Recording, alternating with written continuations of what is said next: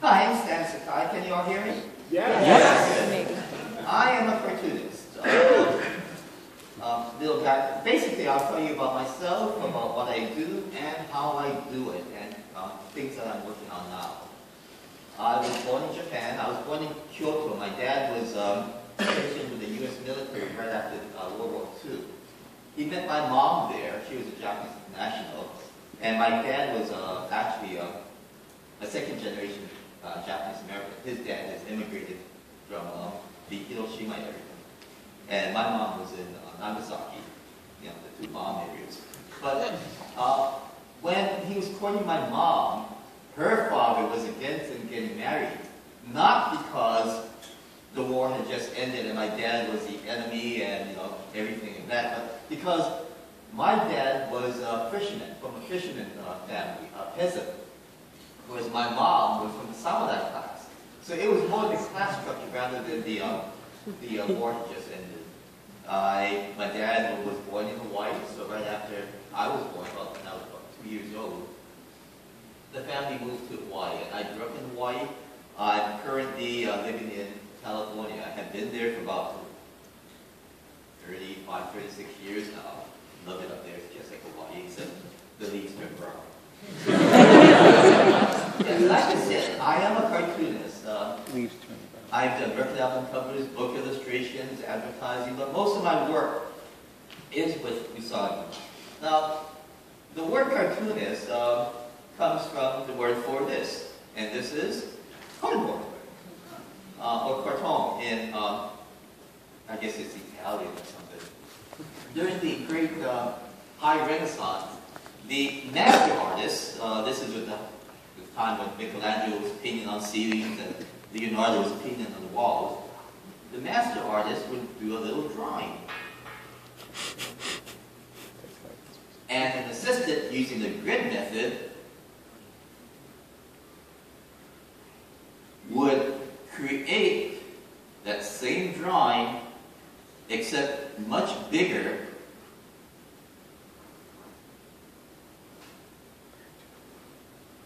on a sheet of cardboard, like this. and another artist, or another apprentice, would poke holes along the lines. And cardboard was called carton in, again, I think Italian. And the other artist would poke holes on the lines, would place it against the wall or the ceiling, and would dab paint. And so there'd be little dots. And basically it was a way of let's connect the dots to make a big painting on the wall. And the person whose job it was to poke the holes was called the cartoonist, and it became the cartoonist. So since then, we switched from cardboard to much better quality. I used Strathmore 500 series, yellow finish, 2-ply Bristol board, which is very expensive. But very nice. Anyway, like I said, I am a cartoonist. Most of my work has been done with Usagi Yojimbo. And I'm sure I'm on the screen here. Now, the first question I'm always asked is, why a rabbit? And that's because I grew up reading comic books. Comics books gave me my love of reading in general. And I, was also an art major in high school or college. And I wanted to do a series inspired by the life of a real-life samurai named Miyamoto Musashi. Growing up in Hawaii, there's an old Kakahulu theater right down the street from where I live, and they would show chambara, or sword fighting movies, every weekend. And I'd be there, and I'd love to listen to Shirome Funi and all those guys. And so, like I said, I wanted to do a series inspired by the life of a real-life samurai named Miyamoto Musashi. But one day, while just sketching my sketchbook, I drew a rabbit with his ears cut up into what's called a chonbari, a samurai top knot. And I loved the design. It was simple, but it was unique. No one else had ever done it before. And instead of Miyamoto Musashi, the guy's real name, my character became Miyamoto Usagi. Usagi means rabbit in Japanese. And this is the character I've spent the last almost 30 years of my life working on. grateful for that because people ask me, what would you be doing if you weren't doing Usagi? I say, I have no idea because I have no other job skills.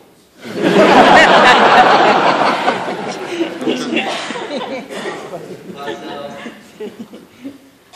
Usagi, like I said, has been around for almost 30 years now. He first appeared in 1984 in a comic book called Albedo, published by Thoughts and Images. There were 2,000 copies, 2,000 copies printed. And it was right at the start of what's called the black and white boom. And it became, I remember, black and white comics at that time were very rare. There were only like a handful of black and white comics that were successful at that time. There was Mage, ElfQuest, Brando, and a few others. And when the Teenage Mutant Ninja Turtles came up, suddenly there was a black and white boom. With Albedo #2, Usagi's first appearance, we could not give away copies at San Diego Comic Con. There was priced at $1.50. The following year, copies were going for more than $100. The highest I've ever seen a copy of Albedo #2, which was again the first appearance of Usagi, the highest I've ever seen it go for and bought was for more than $5,000. So, I got a few.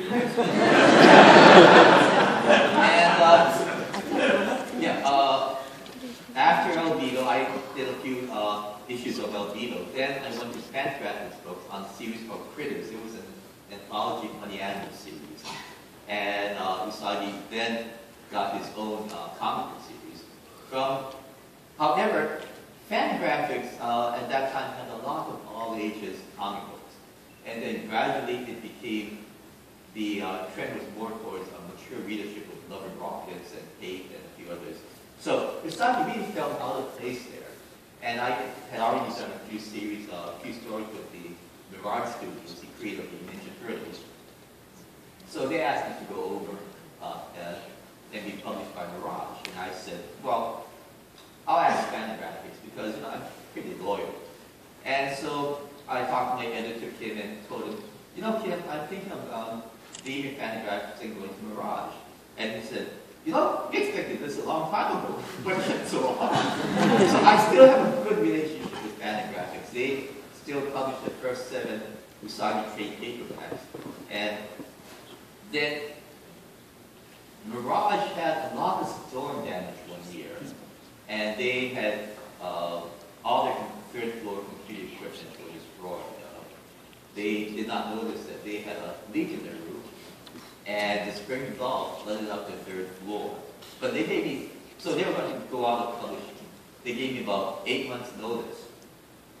And so I sent out 7 letters to 7 different publishers, and got back 11 responses saying, we would love to publish you something. I went with Dark Horse because I had worked with my current editor, Diana Schultz, on a book called Fish Police, when she was at Comico, or Comico, I guess. And she had said, as soon as the last Mirage issue comes out, they'll have a Dark Horse issue out the very next month. So I went with Dark Horse. So I'm currently with Dark Horse. They're now, I think, about 27 or 28 trade paperback collections. Like I said, the first 7 are published by Fangraphic's, and the rest are published by Dark Horse. Now, where I was going with this. Now, usually I have questions from the audience during this while I'm talking, but I told we'll keep all the questions to the end. But anyway, that's Usagi. I should mention, since Mike had just finished his presentation, this Happy Giant version is the second Usagi game that's been around. The first was done, I think, in 1989 for the Commodore 64. Quite a long time ago. It was created in Australia and marketed mainly in Europe. And I say Europe because Usagi is published in about 12 or 13 languages now, which is pretty cool. I mean, I grew up in Hawaii. I was pretty landlocked. I never thought of anything outside of Hawaii and the U.S. And now to think that people in Poland or Indonesia or Croatia even are reading the adventures of Usagi is pretty cool. Anyway, now the first thing any creator is asked is, where do you get your ideas? And every creator, every poet, every writer, anything would say, I don't know. Ideas come from everywhere. This ideas from my story comes from reading, watching TV, sketching. The entire ideas concept of Usagi came because I was sketching in a sketchbook. So I'm always sketching. I'm always watching documentaries and things. And I buy a lot of books. I have a pretty intensive library of Japanese art, folklore, everything. And I'll tell you the concept of one of my stories. One of my favorite stories is called The Kite Story. And in it, I tell the entire process of how a kite is made and about a kite festival. And that came about because I once bought a book on Japanese kite making. And I thought, well, I should do a story about this. It wasn't until about, 5 years later that I was again sketching in my sketchbook. And drew this, something, very simple thing like this.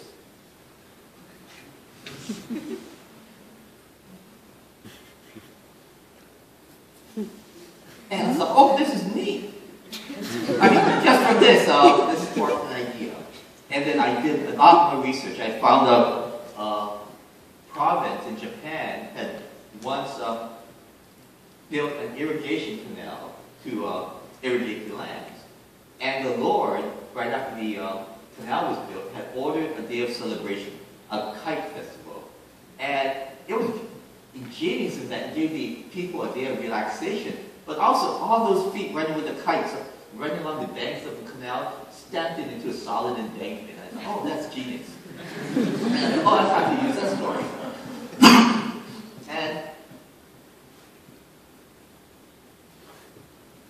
I came up with a story where Usagi comes to the area wanting to see the kite festival. But because it's a festival, there's also gamblers who come to town to cheat with people. And that was the hardest part of research in the story. How did gamblers cheat back in feudal Japan? I asked my mom. So Usagi comes to town, he sees the gamblers cheating the people, he exposes the gamblers. The townspeople chase the gamblers out of town. Meanwhile, the gamblers are chasing Usagi out of town. Usagi makes his escape holding on to one of those giant odako, those giant 40-foot fighting kites.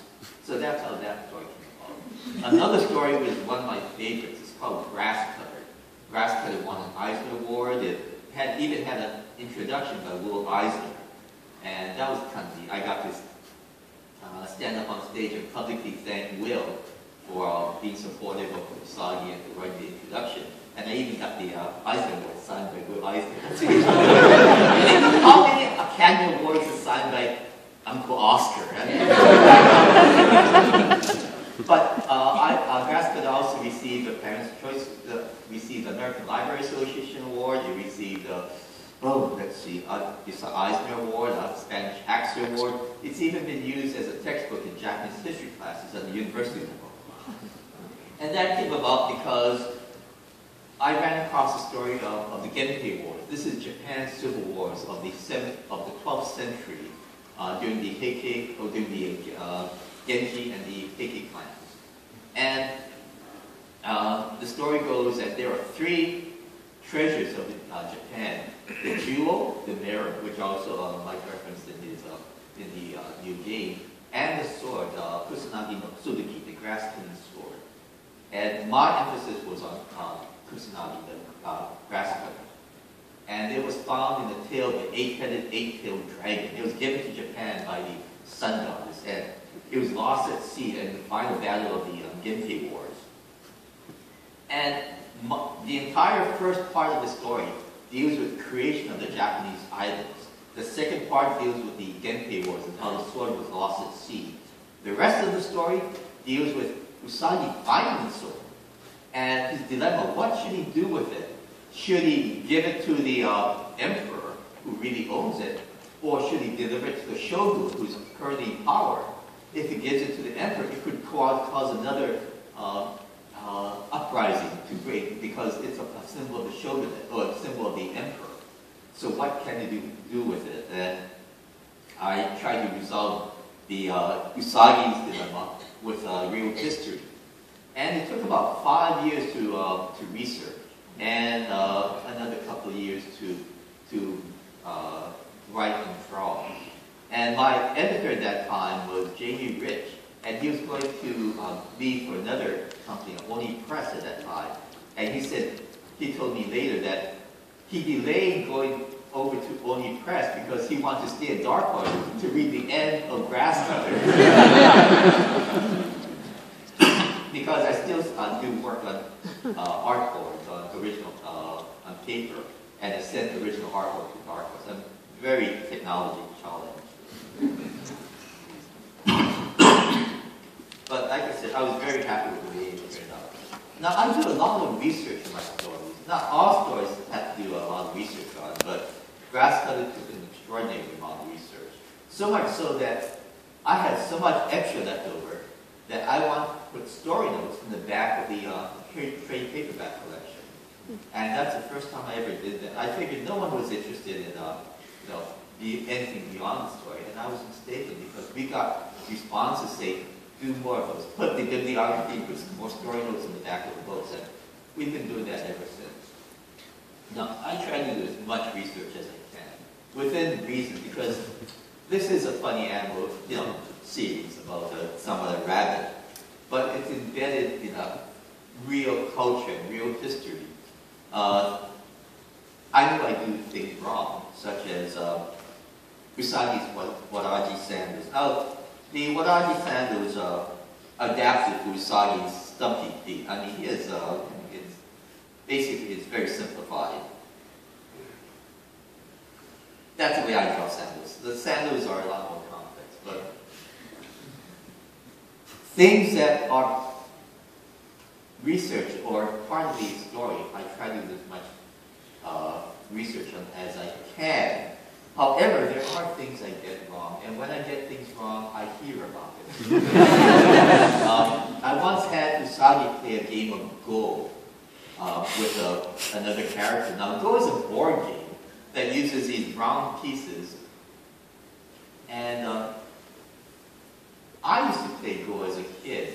However, what I didn't know is that I wasn't playing Go. I was playing a game called Gomoku, which uses the same board, the same game pieces, but the objectives are much different. It's like comparing chess to tic-tac-toe. And when I had Usagi say, I won the game of Go, I heard about it from emails from as far away as Germany saying, that's not Go, that's Gomoku, you idiot. Usagi first comes out as comic books. And then it gets reprinted in trade paperbacks. So I was able, it first comes out as these comic books, pamphlets, and then gets reprinted as a trade. So I was able to buy a book of Go. I went to the website of the American Go Masters Association, and we knew there was such a thing. I was even able to attend a Go tournament in Little Tokyo. And so I was able to correct that mistake. Not only did I correct it, but the final game board is the pieces are the same pattern as this famous game that was played in 1859 between two Go masters. And I was waiting for, I'm still waiting for someone to come up and say, I saw that. That's really So I try to do as much research as I can, and I have done stories about, Mike here had referenced my story, Kaiso, which is where Usagi comes to a seaweed farm. And that came about because I was in Salem, Massachusetts, and they have a Peabody Museum. And they have a wonderful Japanese wing. I wanted to visit that place for a long time and do some study there, research there. And they happened to have an exhibit on Japanese seaweed farming. So I took a lot of notes there. And I just talked to my parents one day and they said, I'm thinking of doing a story about seaweed farming. And they said, we've been to a seaweed farm, we have pictures. And so between the Peabody Museum and their photographs, I was able to get as much of a documentation of the seaweed farming as I could. And I thought that would turn out to be a good story because, well, first of all, I'm probably the only Western cartoonist that has ever done a story about Japanese seaweed farming. But I've also done stories about soy sauce making, hydro drums, various festivals, and sword making, and all kinds of stuff, whatever interesting. And, or things like a word or something in a documentary might spark an idea. I was watching a documentary on the mountains in Japan, and one sentence said, "Oh, there's a groundnut bush which has a speck of gold in the berries, and it's usually found around gold mines." And oh, that's pretty neat. So I did a bunch more research, and I did a story based an entire, about 6 or 7 issue story based upon that one line. And so, ideas come from all over. Now, let me tell you about some of my other characters. We're fixed for time. Now, Usagi was based upon Miyamoto Musashi, the 17th century samurai. There are other characters that I have. Most of them are completely original. But there's some characters that I gleaned from, again, inspired by history or by Japanese popular culture. One person from history is Tomoe Ame. And she is a female samurai. And she was inspired by the life of a samurai woman named Tomoe Gozen. Again, she lived during the Genpei Wars, which I spoke of. Now, she is an ally of Usagi. She's actually the bodyguard of the Geishu lord. The Geishu clan actually did exist. It was in where present-day Hiroshima is. That's again where my father or my ancestors came from. But Tomoe Gozen was famed for her beauty as well as her spirit of fighting, and she was very good. One story has her fighting against a general. He ripped off her sleeve and she killed him. Now he was the consort of Lord Kiso, and Lord Kiso himself conquered Kyoto, which was the capital of Japan at the time. And his older brother resented that fact, of course, so he drove Kiso out of the city. And finally, Kiso was surrounded by the enemy. It was just Kiso, his 5 generals, and Tomoe. He ordered Tomoe away from him, not because he wanted to save her life, but because a samurai warrior to die with a woman at his side was a disgrace. So Tomoe goes in, jumped on her horse, attacked the opposing army, cut off the general's head, and went on to become a nun. But that's the type of sort of character I wanted for Tomoe. A very strong, beautiful samurai woman. And most of my female characters tend to be very strong. But that's the story of Tomoe. Again, I had mentioned popular culture. You may be familiar with a character called Zato Ichi, this blind swordswoman. The blind swords man. And he's been the star of, let's see, about, I think 27 movies, plus a TV series and comic books and all kinds of things. Very popular in Japan. My character, Zato Ino, is a blind swordsman.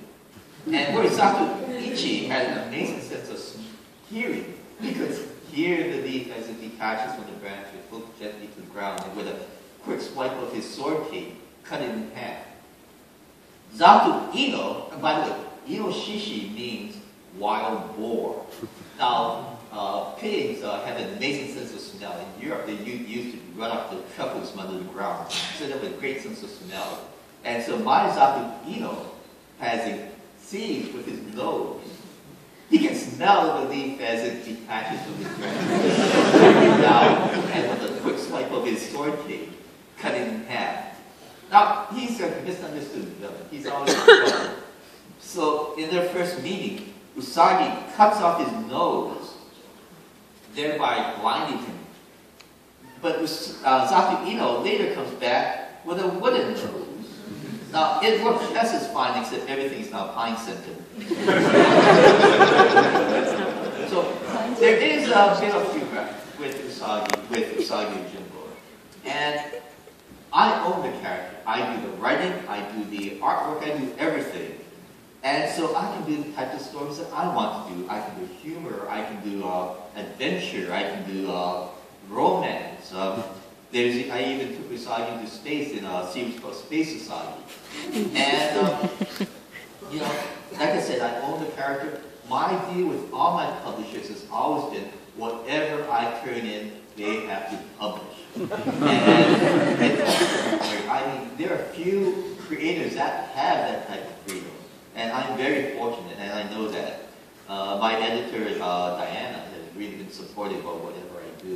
And they never see anything except when I turn the finished artwork. Once in a while, they'll come back and say, you know, you misspelled a word here or there that they'll fix. There's only been one instance where there's suggestion of an editorial change. And that was with an early story with Fanny Graphics books. I had one scene where Usagi cutting through this guy's head and there's blood and brains all over the place. And at that time, my wife, Sharon, saw it, that might be a bit too much. So I changed it. And then when I turned in the story, I first turned in a photocopy to Kim. And then he called later and said, that thing about the blood and brains, it might be a little too much, but I had already changed it. So then there was a moot point. So I own the character, and that's why I have the rights for film, for multiple editions, for story rights and everything. So when Usagi became part of the Teenage Ninja Turtles, I dealt directly with Peter and Kevin. That came about because it was at a San Diego Comic-Con, and Peter, Kevin, and the creators of the Teenage Ninja Turtles and I were sitting together, and they had a TV series. And Peter just turned to me and said, "You want to Usagi toys?" I said, "Sure." "Well, we'll have our people call your people." And I told him, "I don't have any people." So they gave me some of their people, which made it easy. So for a while, we had the same people. Now, let me tell you a bit about how I do a story. And let's see how. Okay, the first thing I do is get the idea, which I've told you how I get ideas, which is I don't know. But it doesn't become real to me until I write it down. And I write it down in the form of an outline. Usually it's maybe 1 or 2 pages for the entire 24-page book. And it's just snatches of dialogue, bits of action. I have 2 numbers here. This one here with in pencil is how many pages each scene will take. And the number in blue, I don't know if it's pretty hard to see, is on what page that scene ends. And I have 24 pages, so I have to fill up 24 pages. This story has to take exactly 24 pages. So once in a while I'll tell my editor, I'll have to add a 25th page. Can we leave out the letters column? And she would say, "Of course, you won't get paid for it. You can leave it." But once the outline is done, then I have to do thumbnails. And this is a thumbnails for our story. Now, because I do the writing and drawing, I can get away with using stick figures. When I have to get things approved or do thumbnails for another artist, they have to be much more detailed. But for me, I do everything. The final dialogue is written on the side of the page here. Each one of these rectangles represents 1 page of comic book art. And some pages are completely blank because I'll put fight scene, and they're easy. I don't have to think about those. Excuse me.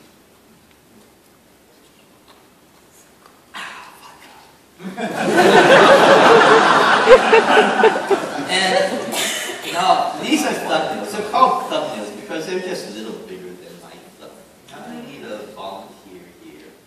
glasses. Oh, no, you with glasses. No, you can just stay there. Can you talk loudly? No, you don't have to come up. You can sit down. Sit. Gosh, you're anxious. What's your name? Carolyn. Carolyn. With a C? Yes. Okay, this was the thumbnail of Carolyn's day. She just has to make sure it's... Oh, I'm sorry. Upside down.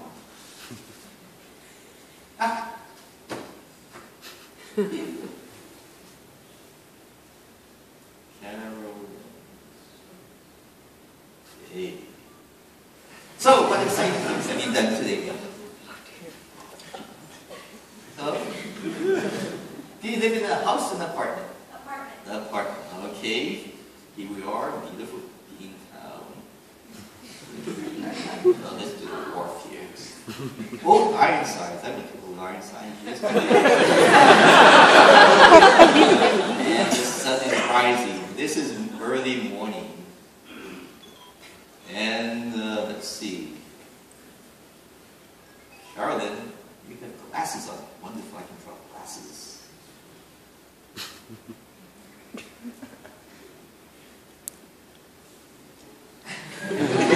So you're kind of in the dark, so I'll just, I don't do characters anyways. And you just waking up.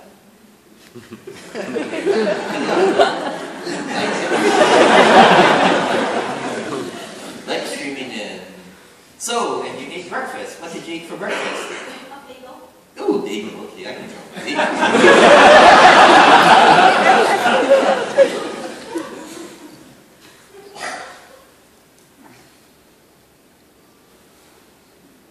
That's one with the hoses, huh?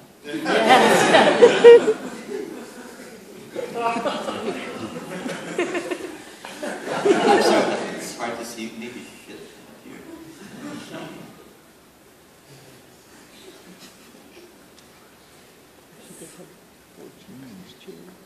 Okay. I'll give you a cup of coffee and being generous. Here in the back. And then what did you do? Came here. Okay. On the bus. On the bus. Oh, I can draw on the bus.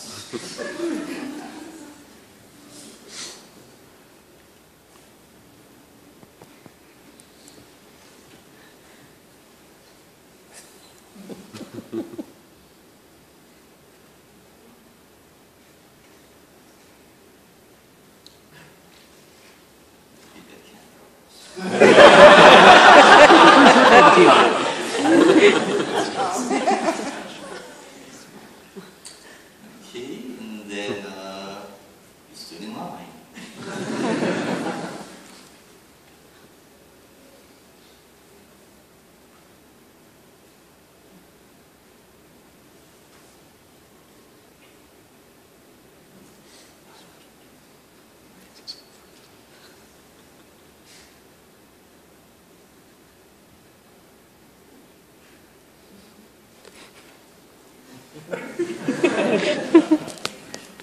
It's a popular museum.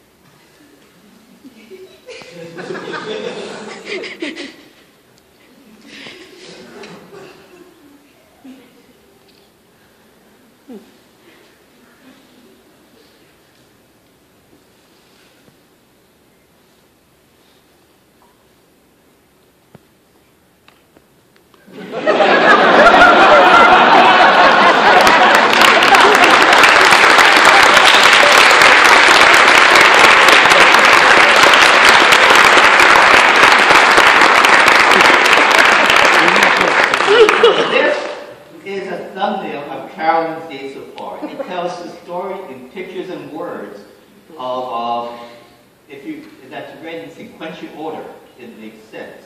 And basically, morning, it has morning, waking up, eating breakfast, traveling, coming in, and what she's thinking right now. But I also use different techniques, such as here's an establishing shot of the city. I try to use close-ups, medium shots, far-away shots, and different bird's eye or different levels of viewing. And that just makes the scene more interesting, the art more interesting. But once my thumbnail is done, then I go to the pencil stage. Let's see. Okay, this is the original pencil art for one of my covers. So I'll put it on here. So I think this is what my pencils look like. Actually, this one is a bit tighter than usual. But the first thing you notice is it's much bigger than the printed page. And that's because with this size, it's a lot easier for me to draw. And when it's reduced down, all the little imperfections of line quality kind of get smoothed over. Now, I would generally ink directly on the pencil, but in this case, I did for demonstration purposes. I inked it on a different sheet of paper. And this is what it looks like when it's inked. Now, I use a pen when I ink. I used to use a brush, but I'm basically lazy. I don't have to wash out brushes, and so I switched to using it. Switched to using a pen. The pen I use now was discontinued about 15 or 20 years ago. I heard there was going to be discontinued, so I drove all over LA to every art supply, every stationery store, finding as many pens as I could. I've got maybe another 3 or 4 years supply, and I'm always looking for a different pen. The ink I use, again, they changed the formula on me. I complained to the company. I used to use a brand called FW, and so but they changed the formula to an acrylic base, which clogs up my pen. So I called the company and I complained, and they said, "Don't tell anyone, but the Magic Black Opaque is an old FW formula." So I started using that. However, they just changed their formula to an acrylic base. So I'm currently looking for another ink. I used to buy my ink like 40 bottles at a time.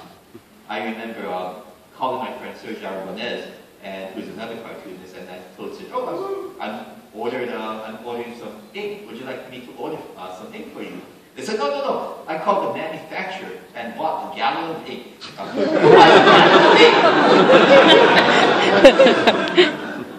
So he's also looking for another, I can see his gallons almost even. But once that's done, then if it's a color story, then I'll turn it over to my colorist, Tom Luke. And he does this color thing. At first, it used to be on things called call-outs, where he would actually have to paint a Xerox copy, and then it'll have to be separated with overlays. And then it gets printed. And when it gets printed, this is how the printing process works. Now, first of all the yellow is printed on the paper. It's hard to see, I know. And over the yellow, you've got the magenta, the reds. And then it starts to mix optically. Now you've got the reds mixing with the yellows. You've got the oranges and the pinks and things. Now, then the blue would get printed. And now you've got the browns and the greens. Now, places where they have the really dark shades, it's 100% color. Places where they've got lighter shades, it's made of little dots. And the amount of dots and the density of the dots determine how intense the color is. Then the line work, the black, is printed as a fourth color. This is called 4-color separation. separation. And then it goes over. Now we could get away with doing a three colors where the black is not needed. But with the line quality, we wanted the black to look as sharp as possible. And that's why we printed the black as a fourth color. This is called 4-color separation. And then it gets printed as, here's the actual comic book. Now, not all the colors are separated like that or made like that. This is, when I do my own coloring, I like to do watercolors. And this is a watercolor painting, the original painting for book 26, Traces of the Earth. I think it came out a year ago? I think it's a year ago. And we bring out a new trade paperback collection every year, usually in July, right before the San Diego Comic-Con. Now this, I brought another piece. This is a piece that I did for a friend. That's Samurai armor. Now, currently, I've been on hiatus for Usagi for a year, and I'm working on a series called 47 Ronin. Now, the 47 Ronin is inspired by an actual historical incident in the early 18th century, where a lord of a province was ordered to commit seppuku, and his retainers became masterless, became Ronin. And so they waited for more than a year and finally gained their revenge on the person that they blamed for the Lord's death.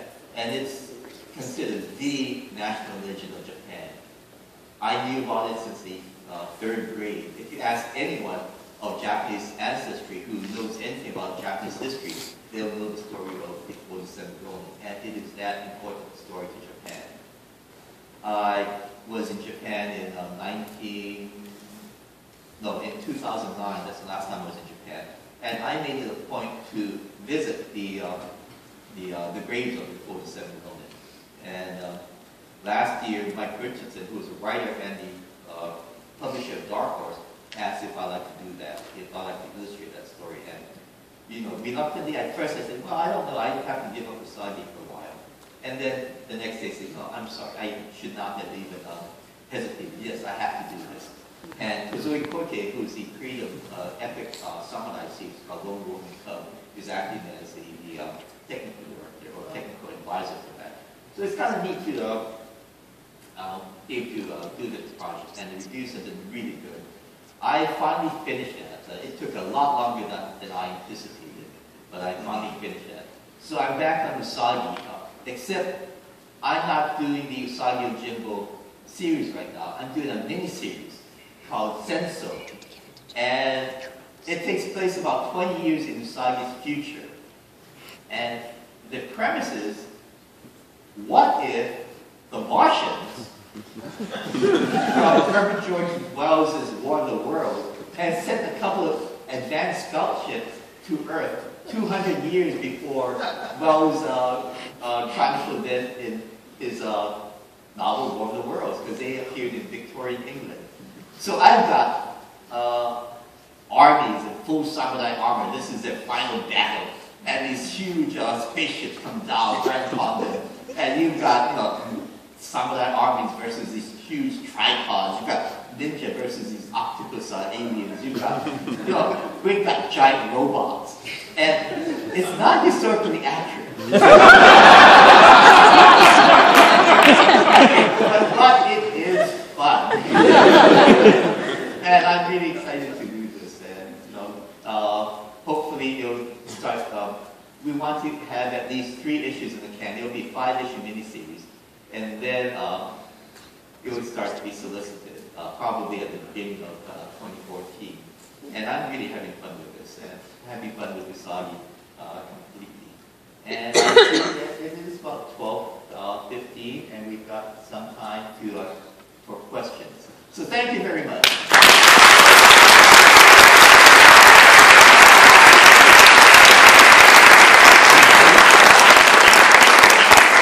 There are a couple of us with microphones, one on each aisle, so if you have a question, hold up your hand.